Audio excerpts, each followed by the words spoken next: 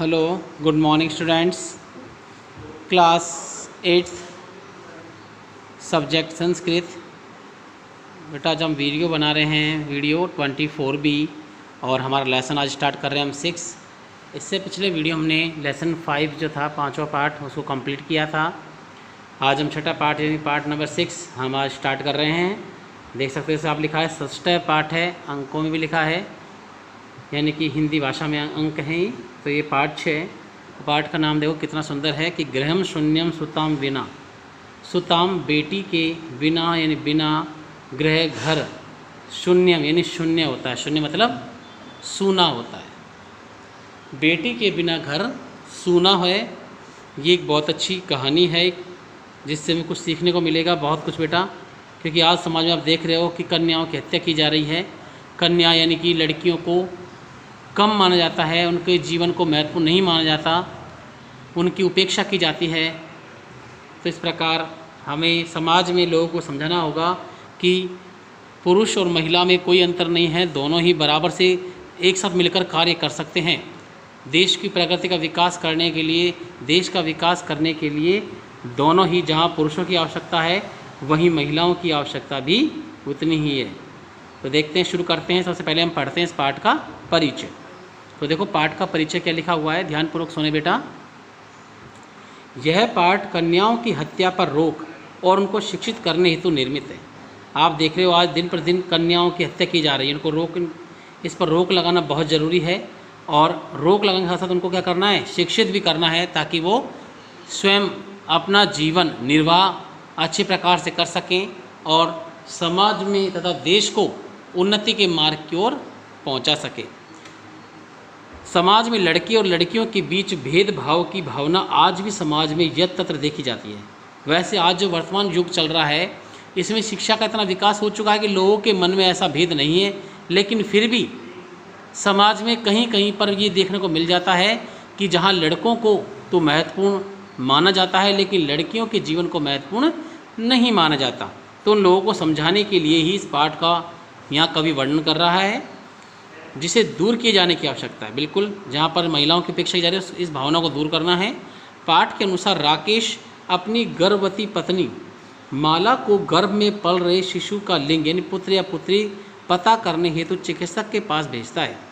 यानी इस कहानी में जो मुख्य पात्र है वो राकेश है, और उसकी पत्नी जिसका नाम माला है, जो कि गर्भवती है, और उसके पेट के अंदर जो बच्चा पल रहा है उसका पता लगाने के लिए डॉक्टर पास भेजता है कि चेक करा के आओ या जिसको दिखा के आओ कि ये लड़का है या लड़की है, यानी पुत्र है या पुत्री है।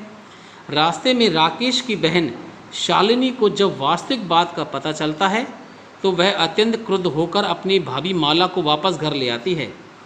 यानी कि जब उस राकेश ने तो भेज दिया था माला को डॉक्टर के पास, लेकिन उसकी जो बहन थी राकेश की, उसका नाम शालिनी था।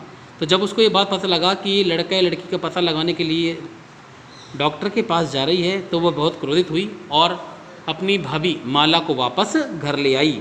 घर पर वह अपने भाई राकेश को इस घोर पाप की मंशा पर फटकारती है और उसे समझाती है।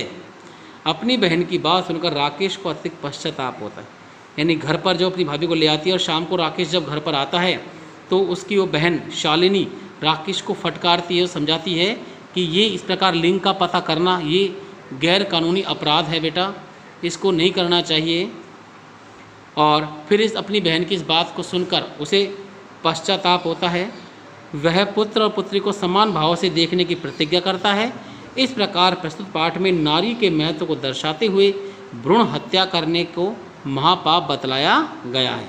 यानी इसमें समझाया गया है कि नारी का जीवन बहुत ही विशेष है और नारी के जीवन उतना ही जरूरी, उतना ही महत्वपूर्ण है जितना कि पुरुष का जीवन महत्वपूर्ण होता है। तो यहाँ पर शालिनी अपने भाई राकेश को समझाती है और राकेश अपनी बहन की बात को समझ जाता है और उसे पश्चाताप भी होता है कि मेरे द्वारा जो किया गया ये गलत था। तो इस प्रकार वह अपनी बहन को ये सत्य कथन दर्शाता है कि वह चाहे पुत्र हो या पुत्री हो, दोनों को हमेशा एक समान दृष्टि से देखेगा। तो इस पाठ से हमें पता लग रहा है कि भ्रूण हत्या यानी कि पेट में ही बच्चे का लिंग पता कर लेना, और लड़का हो तो उसको उत्पन्न होने देना और लड़की हो तो उसको मार देना, ये गैर कानूनी यानी कानूनी अपराध है बेटा।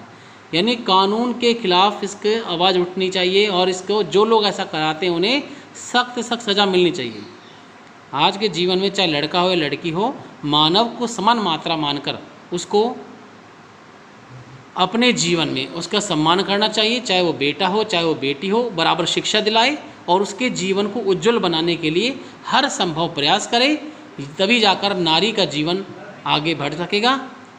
ओके स्टूडेंट्स, तो पाठ परिचय बहुत अच्छा लगा हमें। आगे इस पाठ को हम पढ़ेंगे जिससे हमें बहुत कुछ यानी सीखने को मिलेगा, विशेषकर महिलाओं के जीवन के लिए हमें बहुत कुछ सीखने को मिलेगा। तो आज की वीडियो में बस बेटा इतना ही। Okay students.